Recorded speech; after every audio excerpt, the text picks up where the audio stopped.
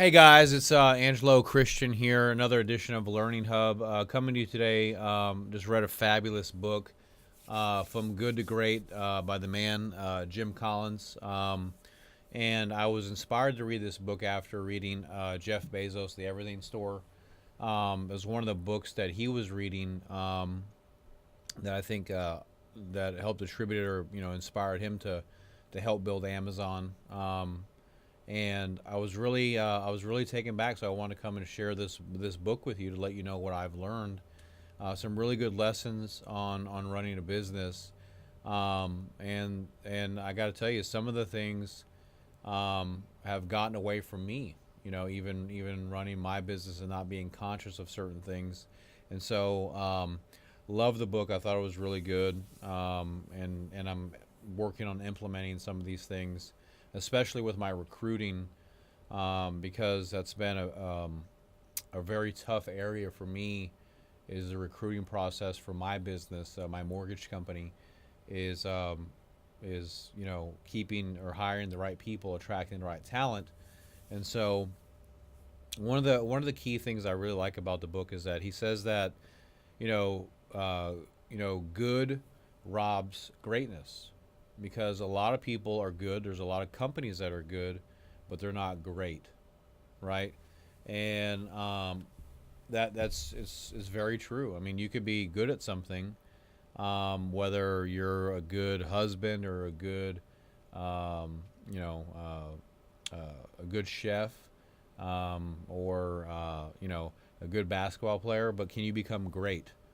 And so today we're going to kind of dive into the book a little bit, some of the good takeaways that I've learned, and I definitely encourage you to read the book as well. I think it's really solid, um, and some of the main things that that I really enjoyed about it.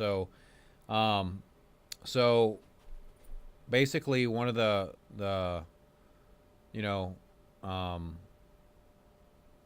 couple things that he talks about is the first thing is that I really liked is he calls them level 5 leaders. So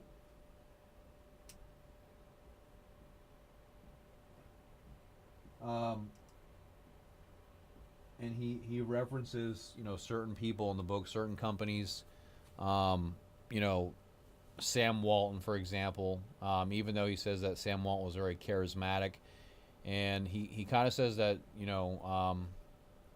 that's not really a deterrent from being a level 5 leader, but it could affect somebody. But what a level 5 leader is somebody that um, is basically you know that's focused and dedicated towards the cause of, let's say, building the company, right? Very modest, um, person that's not egotistical or egocentric on their own selfish needs, but about building the business and doing whatever it takes to make that happen. So the CEO, the person driving or steering, the father or the mother of the house, um, they're not they're not in it for them. It's for the greater good of the organization. Like Walgreens, when Walgreens was being built, um, and he talked about Kroger, another great company, or Amazon, for example. Um, foregoing your sensual pleasures for the greater good of the organization. So instead of you buying a $100 million yacht, you're taking that money and you're investing it back into the business, right? You're instead of flying first class, you can take coach. You don't have to have a Bugatti or a Koenigsegg. You can drive and I mean, like I talked about last time, Jeff Bezos drives a minivan. I mean, I'm sure that's not his only car, but you're because you don't want things to distract you. And he talks about in there, certain leaders that got distracted when it just became about them, and they lost focus. And it's happened to me before. I talked about it when I first started building my company, and in the beginning I made a lot of money, and I grew up very poor, and didn't never experienced wealth like that before, and got into a lot of trouble when but not with legal stuff, but just spending all the money and buying a whole bunch of stuff, bought expensive home, expensive cars, the whole thing, and didn't see everything that was happening, and so and I lost, and my business ended up getting affected dramatically, and because I lost focus of it. So, and so a really big thing is staying focused on the cause. Having that, being humble and being modest towards what you're going after. So, so that's a really big thing that, and how long do you do that for? I mean, it depends on how long you're trying to, how passionate you are in your mission or your cause, because, and you're not, I don't think that a person can be completely, altruistic. You need to have, selfish needs too, and have rewards. I couldn't live like that completely. I know that people do. There's a lot of people that do that. But I think you need to find out who you are and know yourself to see if that's even something that you can even, consider. It's something that I definitely could not. But the people that get to that level, with their business, I mean, they're constantly thinking about it, innovating. It's always on their mind. I can tell you, like me, I spend about 100 hours a week working or thinking, ideas, investing towards my business. And some people think that's insane or radical because the average person works 40 hours a week. But I love what I do, and I'm on a mission. But the thing is, you just don't want to lose focus of what you're trying to do, and don't let your selfish needs outstrip your cause. And that's really I think one of the main things about level 5 leaders. So I love that. I think that people need to do more of that. Another thing is that he talks about is, in this, he says it, in the book. I love it. Is get the right people.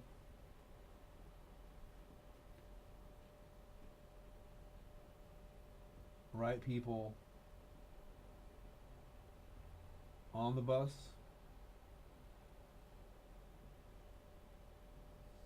and wrong people off. First who, then what? And there's a great quote in there that he says that, I mean, this hit me like a ton of bricks, and you might say, oh, well, that's so obvious. Well, I don't know. I mean, maybe it definitely is, but it's helped me, and you forget, man. You're running a business, and sometimes you can forget, when you're hiring people. But he says in the book, and he says, the best people don't need to be tightly managed. The moment that we feel that we need to tightly manage somebody, it's likely we've hired the wrong person.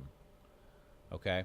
And I can't tell you how true that I really believe that is, because I hate to micromanage. I really do. And I know that some entrepreneurs think differently about this, and they think they need to micromanage. But I find that if you've hired the right person, I thought a lot about this. People that have done very well that I have hired and worked with, I don't even manage them. They manage themselves. They're self-disciplined. And people that are that need a lot of micromanagement, they're not producing. They're not usually very successful. Now, I'm not talking about coaching. Coaching is different. I think you need to coach and develop people. But you know, if you're having to constantly worry about someone and watch everything they're doing, you probably hired the wrong person, and they're probably not producing. So, um, you know, I would say, they probably need to get off your bus. Okay, and that's one of our core values. Also, is no negativity allowed. If somebody's being negative or they're, talking bad or down, and they're not willing to change their mindset, get rid of them. Don't keep them on the team. They will infect your team. So I highly encourage you to adopt and instill your core values. I think it's very, very important. So, but that's basically what he's saying is, get the right people on, figure that out first before you figure out direction of the company. Hire the right people and spend the most time considering that, because if you don't have the right team, you can't build, and that's what the company is a team. So you want to hire people that are self-motivated, self-disciplined, and stop messing around with people that can't get it up and that can't manage themselves. And so, I think that's extremely very powerful for me, because for a long time, I've been dealing with the wrong people and mediocre people, and I'm not going to deal with it anymore. I'm tired of dealing with people that are lazy or they can't get their act together. They don't want to be hungry or successful for life. It doesn't make any sense. So, let's see. Excuse me. The other things that I really enjoyed about the book that he talks about is, the fact about discipline. You need to have a disciplined mindset, and then from that stems discipline action. And so it's extremely true that how you achieve phenomenal results is by discipline. And so, and that's how you get the flywheel. He talks about the flywheel, and it's very true. You got to get that. You got to get that flywheel.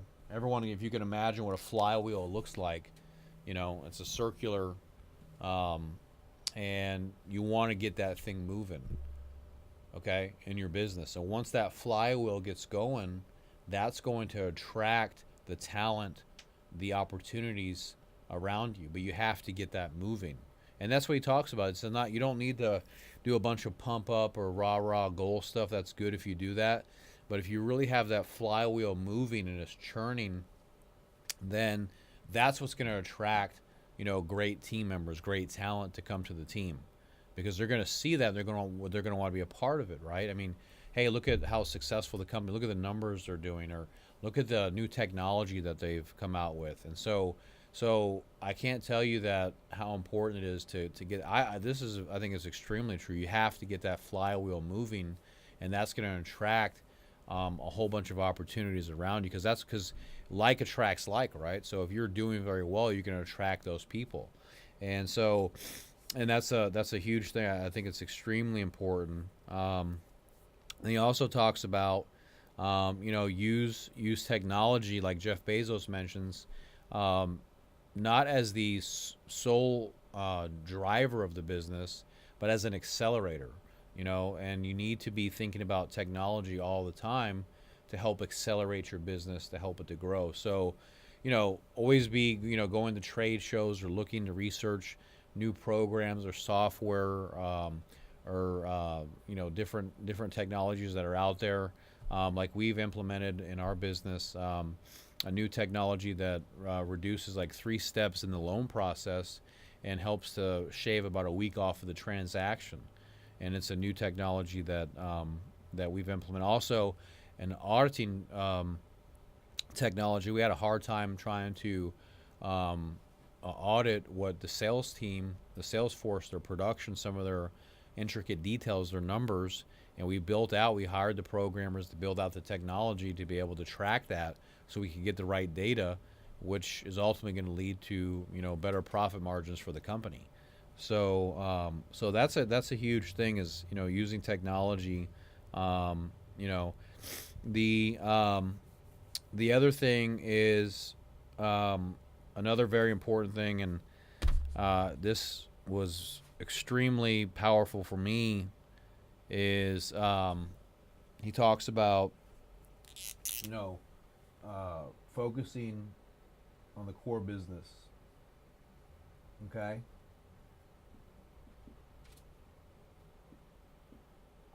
Um, and I can't tell you, you know, it's another one that hit me really hard.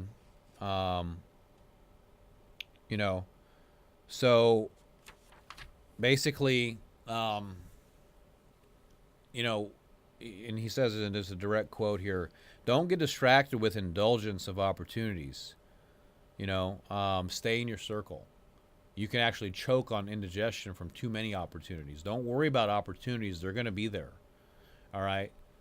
But people, and I'm very guilty of this, where I think that you have this buffet like mentality, where you think that you need to be in many different things, and he's saying forget that. You need to go deep into one thing and do that very well. Okay. Because that the deeper that you go, the better that you're going to get at it, and there's going to be more ideas and more refinement. It's like sharpening a saw or sharpening a sword, right? If you just stop in the middle of that and you don't keep sharpening that saw, it's going to stay at that level, and it's not a level 10, maybe it's a level 6. Then that's all you're going to get, as opposed to having being number one in your area, number one in your circle, and you need to be number one. And that's one thing he talks about. If you're not number one, like Jack Welch said, in a space, then get out of it.